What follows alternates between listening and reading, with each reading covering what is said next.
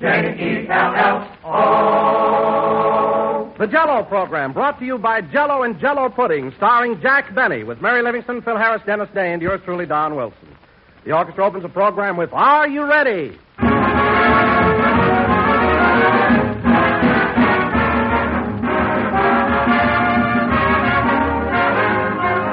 Ladies and gentlemen, have you a treat in store for you? What a grand surprise the moment you discover Jello's new locked-in flavor. Never until now has any gelatin dessert been able to bring you so much delightful goodness.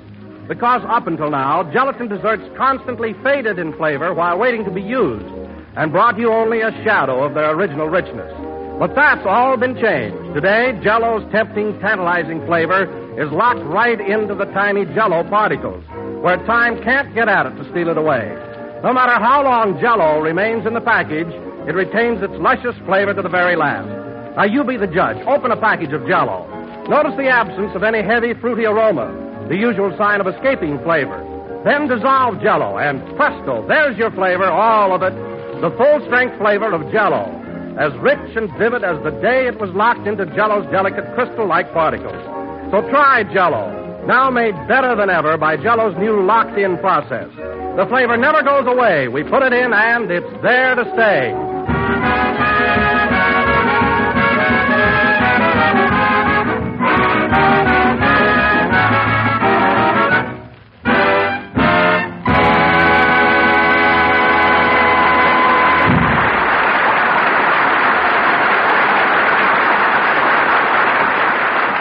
Are You Ready, played by the orchestra. And now, ladies and gentlemen, as you all know, next Friday, October 31st, is Halloween, and will be celebrated by gay parties throughout the land. Yes, sir. We'll play games and everything. So tonight, we bring you a man who always loses his bridge bobbing for apples, Jack Benny.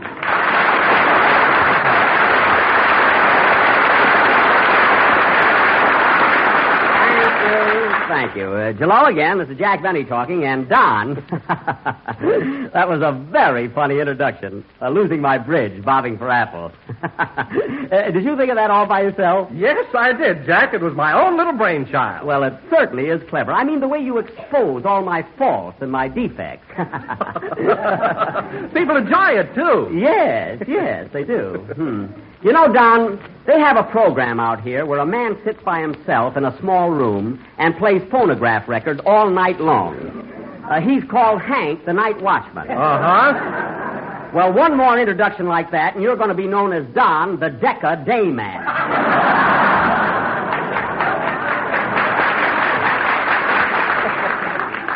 In other words, I don't want to set the world on fire. I just want to start a flame with your contract. By the way, Don, getting back to Halloween... Oh, hello, Mary. Hello, Jack. How are you? Getting back to Halloween... Oh, fine, thanks. Getting back to Halloween... You didn't have to answer me, you know. What's that for? Coming in so mad. What's the matter with you today? Well, you know that new usher they got at the reception desk, that tall, good-looking fellow? Yeah? When I came in just now, he winked at me. Oh, a fresh guy, huh? He's not going to take me out tonight. Well, I don't blame you. I asked him, but he's busy.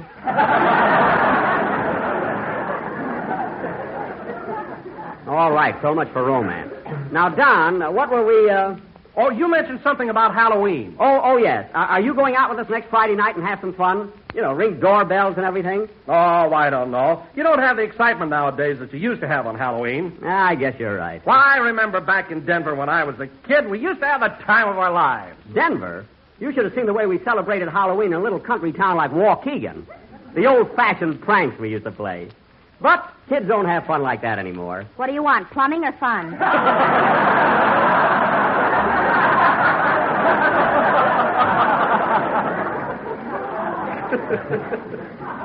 Oh, guys. Guys, Don, the things I used to do in those days. I'll never forget one Halloween. You know, I was a little boy then, and I took the chop suey sign off a Chinese restaurant and nailed it over the front door of our house. Oh, boy. Huh? The chop suey sign, huh? Was your father mad when he saw it? No, he just hung a tail on his derby and went into business. That's how my sister Florence came to be known as Lotus Blossom. We had some restaurant, chopped liver and suey. And then the following year... Oh, hello, Phil. Are you coming out with us Halloween? Yeah, Jackson, but I can't meet you until after 9 o'clock. I got to go to night school. Oh. Well, I'll tell you what, Phil. We'll meet you in front of the school about 9:15. How's that? Okay, I'll bring my long pants with me and slip them on. What? Now, wait a minute, Phil. Don't tell me you wear short pants to night school. Look, Jackson, I'm in 3rd grade and I'm going to dress like it. Oh, by all means. 3rd grade, eh? The rate you're going, you'll get your Social Security and diploma on the same night. No kidding, Phil. Why don't you give up night school? Nothing doing. I don't want to be a maroon. That's moron. Look, Phil, just wear your short pants all the time. Say, I wonder if Dennis wants to come along Friday. Where is the kid, anyway? I called him yesterday, and his mother told me that he's been asleep ever since we got back from New York. Well, I'll be darned. See, I didn't know the kid was so lazy. What do you mean, lazy? You made Dennis share your berth on the train, then you snored so loud he couldn't rest for 4 nights. Oh, for heaven's sake, Mary. It's impossible for me to snore because I recently had my adenoids removed. I had an operation. Some operation. Rochester hasn't even got a license.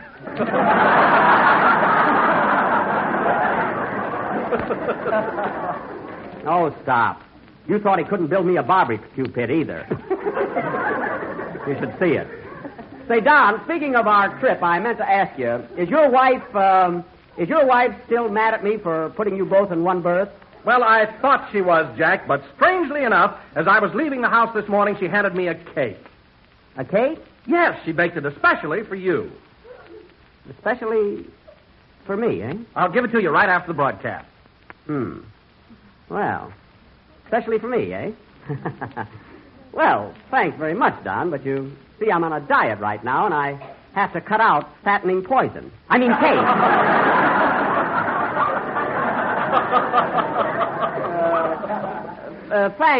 Thanks a lot, though. Huh? Oh, Jack, don't be silly. Mrs. Wilson wouldn't poison you. She's one of the nicest girls I ever met. Listen, Mary, I saw a show in New York called Arsenic and Old Lace, and 2 of the sweetest old ladies you ever laid your eyes on bumped off a dozen men. 12 of them. Yes, but they gave him elderberry wine. What you can do with wine, you can do with cake. I ain't eating it, sister. Oh, Jackson, don't act like a baby. All right, Phil, let's drop the cake and have a band number. Tell Peggy thanks, Don. Well, how about a number, Phil? What are you going to play? Now, wait a minute, Jackson. You won't laugh if I tell you, will you? No. What's it going to be? Poet and Peasant Overture. Are you kidding? Well, let's have it. I may be sorry I didn't eat that cake before this is over.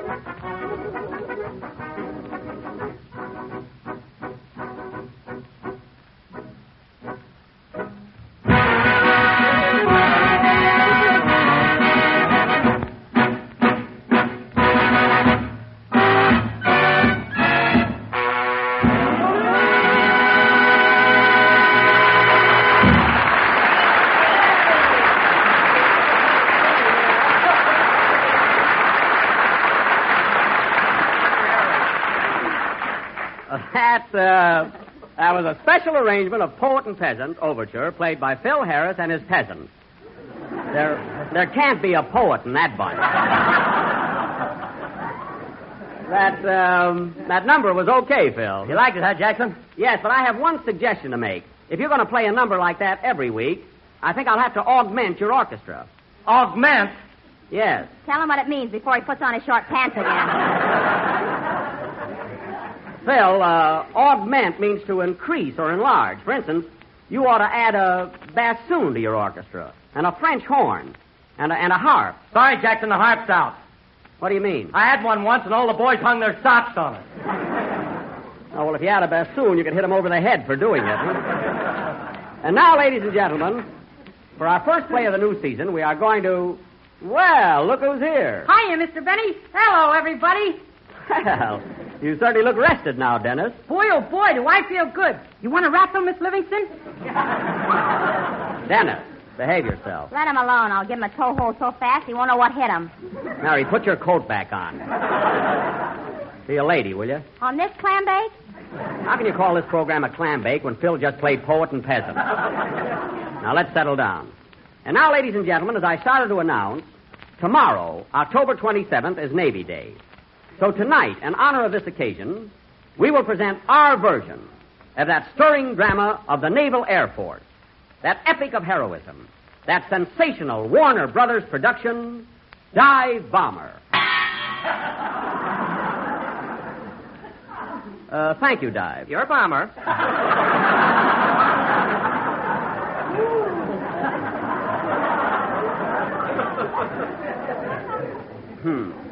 Now, in this sketch, I will play the part of the young flight surgeon as portrayed on the screen by dashing, daring Errol Flynn, which happens to be the most important role in the picture. Now, let's see. But, Jack, I saw the picture, and I thought that Fred McMurray, as the test pilot, had the most important part. Who? McMurray? Yes, he did some very heroic things. In fact, the audience applauded him the night I saw it. They did? Oh. Well, Phil, then you'll be Errol Flynn, and I'm going to be Fred McMurray. I'd never drop Flynn that fast. Never mind. Now, it's all set. Phil is Errol Flynn, I'm Fred McMurray, and Dennis, you're going to be Ralph Bellamy. Oh, boy, he had the best part of the whole darn picture. Who? Bellamy? Yeah, he was a great doctor, and the whole story was built around him. It what? Well, now, let's see. Phil, you're going to be Errol Flynn. That's settled. Dennis, you'll be Fred McMurray, and I'll be Ralph Bellamy. Yes, that'll work out fine. Now, let's see. Say, Jack. Yeah? If you ask me, Wayne Morris stole the whole picture. What? Who? Wayne Morris? Yeah, he was terrific. No kidding? Well, fellas, it's all settled. I'm going to be Wayne Morris. Yeah. Good. He wasn't even in the picture.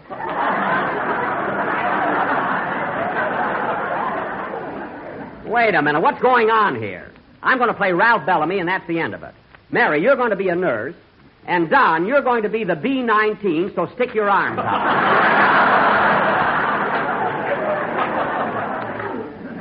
And now, ladies and gentlemen, this play will go on immediately after a song by Dennis Day. Go ahead, Dennis. Hold it a minute. Come in. Oh, hello. Hello, Mr. Benny. Can I see you about that now? Yes, wait out in the hall. I'll be right with you. Excuse me, fellas. Say, that little boy looks familiar. Well, don't you recognize him, Don? That's the kid who was on the train with us last week. The one that said he was going to be a gag man for Bob Hope? Yeah, now Jack is trying to sign him up first. I'm going to open up the door and listen. Sure, kid. I know Bob Hope's a nice guy. But why do you want to work for him? In the first place, he's very tough to write for. What are you talking about? I can write 1,000 gags about his nose alone. You think that's something? Listen, kid, I've got rheumatism and flat feet. And you see this bridge? Yeah? Look, it comes out. Why, I'm a cinch to write for. Now, what do you say? Well, what's your offer? Now, listen, kid. You're young and you've got your health.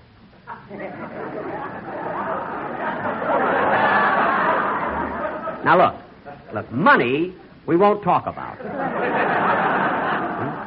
Heck, we won't.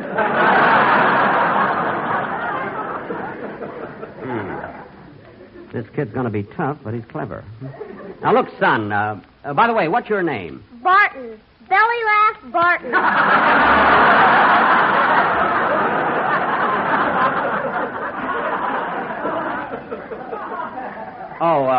Well, now, look, Belly. Forget hope, and I'll tell you what I'll do.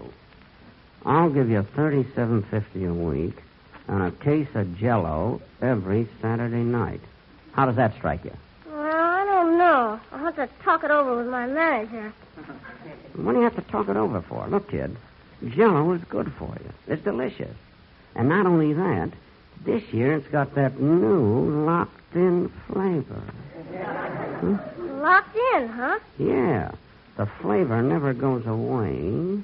We put it in, and it's there to stay. Now sign here. Right here on the dotted line. Come on, kid. Okay, let me out of the corner. Oh, I'm sorry. Well, it's a deal, kid. See you at my house tomorrow morning. Come for breakfast and bring some coffee cake. So long. Goodbye. Here he comes, boys. Act nonchalant. Well, sorry to kept you waiting, fellas. Okay, Dennis, let's have your song. Belly Laugh Barton. Gee, I hope he lives up to his name.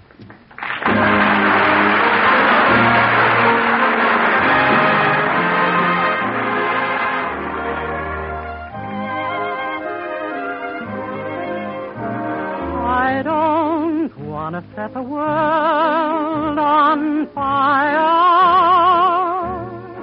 I just want to start a flame in your heart. In my heart I have but one desire, and that one is you. No other will do. I've lost all ambition for worldly acclaim.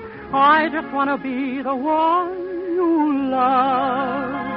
And with your admission that you feel the same, I'll have reached the goal I'm dreaming of. Believe me, I don't want to set the world on fire. I just want to start a flame in your heart.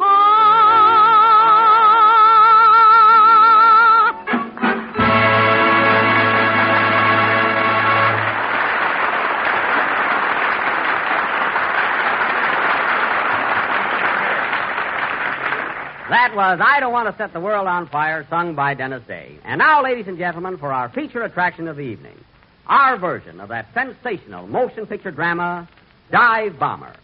And I'd like to announce that this production will be done entirely in Technicolor.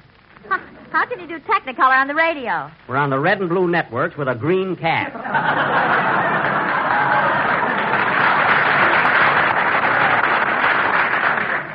And Belly Laugh better do better than that one. Now, the opening scene is the laboratory of the famous flight surgeon, Dr. Bellamy, who at the moment is testing the reflexes of that ace aviator, Dennis McMurray. Curtain. Music.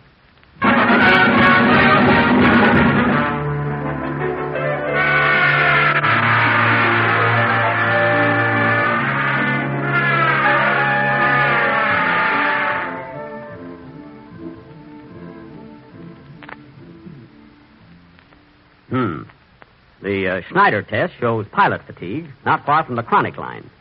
A oscillograph, negative. What does the Ralph from Saint-Saëns test show?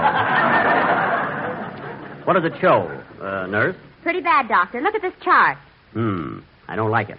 This man's flying days are over. He's through. Washed up. You mean I'm not going to be an ace anymore?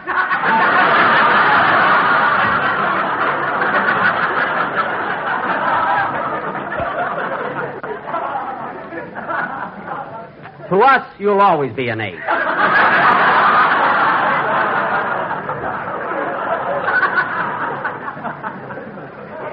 Now, Now, let's see. What else is there to check on this man? Why don't you test his knee, jerk?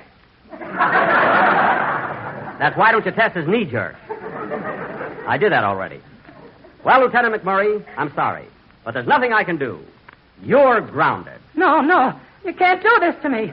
I belong in the air. I've given the best years of my life to aviation. When I black out, I want to be up there flying. Understand? Flying. I knew I should have taken that part.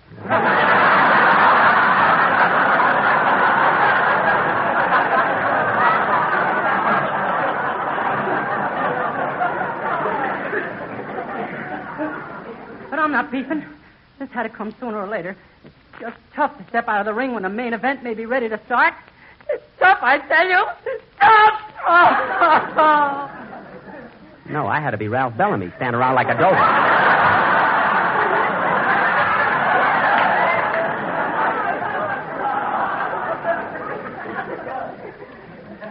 Oh, well, I motivate the story, anyway. You gotta give me another chance, Doc. See here? Because of your... All right. I'll give you another chance. Stop acting. Get out of here. Next time I'll see a picture before I cast it. Snap out of it, Doctor. Let's get on with these experiments. Oh, that's right. What am I working on today? You're trying to perfect a transparent parachute so you can get suntan on the way down. No, that'll never be a success. Come in. Oh, hello, Commander Wilson. Good morning, Dr. Bellamy. I want to congratulate you on your experiments in counteracting aeroembolism. Thanks. What? Oh, yes. I expect to have the arrows all emboled out before long. By the way, Commander, have you located an assistant for me? Oh, yes, Dr. Bellamy. I've discovered a brilliant young graduate of Harvard Medical School. He's waiting in the room right now in the waiting room. Good. Come in, Dr. Flynn. How do you do? Dr. Flynn, Dr. Bellamy. Dr. Bellamy, Dr. Flynn. Dr. Jekyll, Mr. Hyde. Mr. Hyde, well, I tried. Please, Miss Crossmere.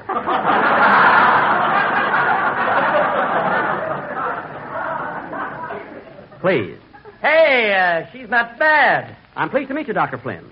So you're a Harvard man, eh? Yes, who's the tomato? Dr. Flynn, Commander Wilson tells me... Yes, I believe I have solved the problem of counteracting aeroembolism. Mm-hmm. For instance, why don't we make a bell? Well, rubber, don't you... Pneumatic, inflated before the dive. But that would compress the upper part of the body and stop the blood from leaving the brain. It can't miss, I tell you, it can't miss. I had to be Bellamy.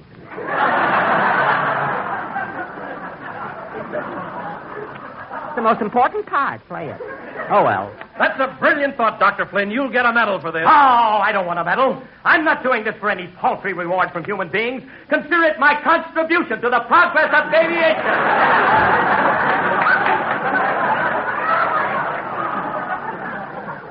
Contribution. I knew he'd louse it up. Now, look, Commander Wilson. Flynn's idea seems to be practical, but I've got a better one. What is it, Dr. Bellamy? I'll demonstrate. Hand me a pencil, Miss Crossmere. Here you are. Thanks. Don't thank me. I'm not doing this for any paltry reward from human beings. I gave you that pencil because it'll stop the blood from leaving the brain. A pencil? What do I care about a pencil? I've got dozens of them. Dozens of them, do you hear? And consider it my contribution to the progress of aviation.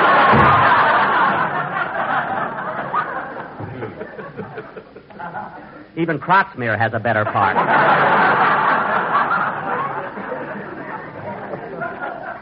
Well, come on, Dr. Flynn.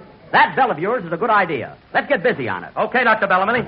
Going out to Kildare. Dr. Kildare reports to surgery. That's the other feature. This is dive bomber. Oh, pardon me. Come on, Flynn. We'll make that bell, or my name ain't...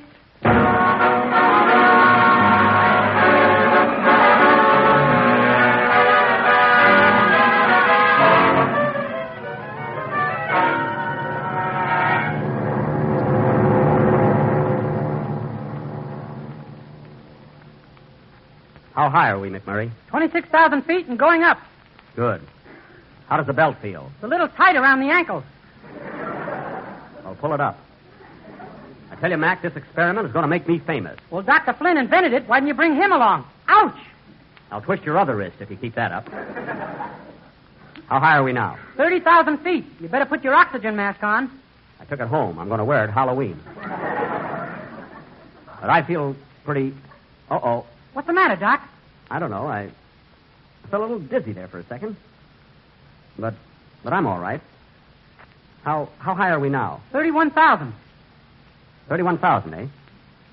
I gotta snap out of it. I feel kind of drowsy all of a sudden. Doc, what's the matter? I don't know. I guess it's the altitude. Yes, this altitude kind of got me. Belt, pneumatic. It'll stop the blood from leaving the contribution.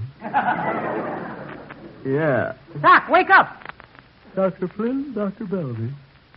Dr. Bellamy, Dr. Flynn.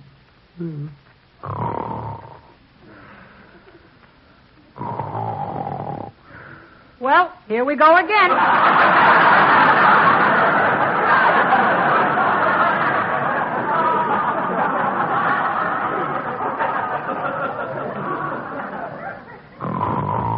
Now come the whistles.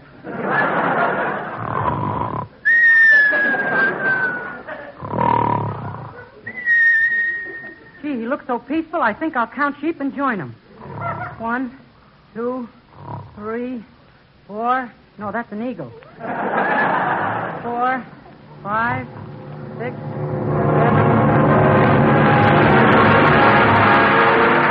Well, next week brings Halloween, and Halloween brings fun and festivities, gay parties that call for good things to eat, like the grand dessert I'm going to tell you about right now. It's a real party treat, and yet an easy dessert to make. All it takes is a can of peach halves and a package of orange Jello. And when you have those two items, you're all ready to go. Just dissolve the orange Jello in hot water as you usually do.